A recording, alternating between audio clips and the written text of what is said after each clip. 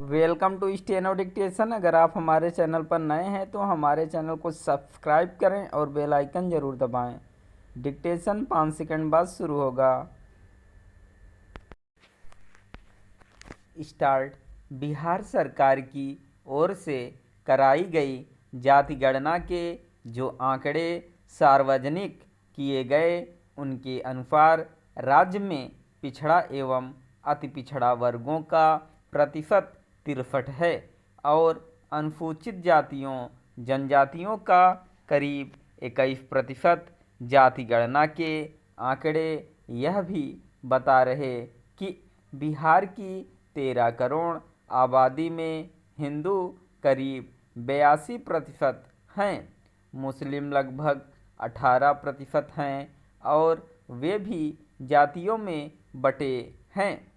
इसमें हर्ज नहीं कि नीति नियंताओं को यह पता हो कि किस जाति का कितना संख्या बल है, लेकिन उन्हें यह भी ज्ञात होना चाहिए कि विभिन्न जातियों की आर्थिक सामाजिक स्थिति क्या है।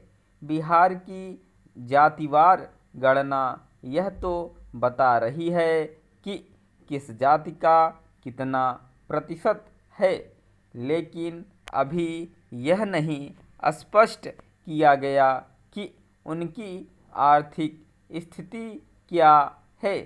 क्या यह उचित नहीं होता कि जातियों का प्रतिशत बताने के साथ ही उनकी आर्थिक स्थिति का विवरण भी सामने रखा जाता?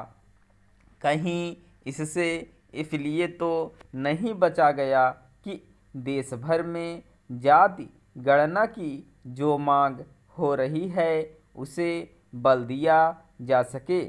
सच जो भी हो, जातिवार गणना के आंकड़ों का उपयोग आरक्षण को राजनीतिक हथियार बनाने के लिए नहीं किया जाना चाहिए। आरक्षण के जरिए सामाजिक न्याय के लक्ष्य को तभी हासिल किया जा सकता है जब पात्र व्यक्तियों यानी वंचित एवं पिछड़े लोगों को संबल दिया जाएगा। यह ध्यान रहे कि बिहार में सामाजिक न्याय की पैरवी करने वाले दल बीते करीब 3 दशक से सत्ता में हैं, लेकिन यह राज्य आर्थिक रूप से कहीं पीछे है। इधर कई क्षेत्रीय दलों के साथ कांग्रेस भी जाति गणना पर जोर दे रही है। यह वही कांग्रेस है जिसने संप्रग शासन के समय जातिवार गणना कराई, लेकिन उसके आंकड़े जारी नहीं किए। कर्नाटक की पिछली कांग्रेस सरकार ने भी 2014-15 में जाति गणना कराई थी, लेकिन उसका विवरण बताने से कन्नी काट गई थी।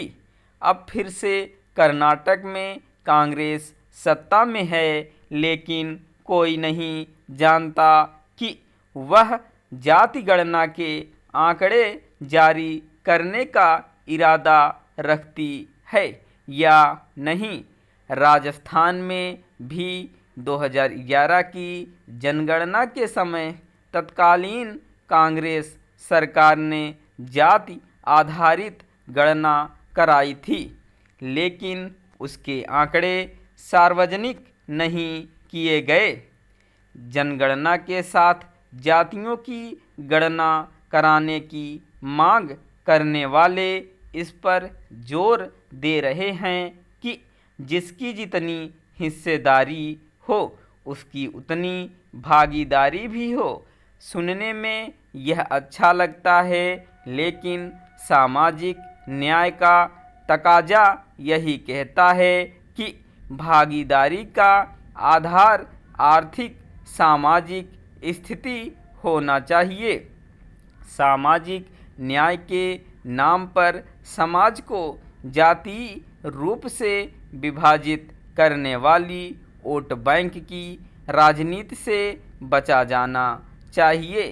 निःसंदेह पिछड़ी कही जाने वाली कई जातियां ऐसी हैं जिनकी सामाजिक आर्थिक स्थिति कमज़ोर है, लेकिन इस नतीजे पर भी पहुंचना सही नहीं कि ऐसी जातियों के सभी लोग आर्थिक रूप से विपन्न हैं अथवा उनकी सामाजिक हैसियत वही है जो दशकों पहले थी। स्टॉप।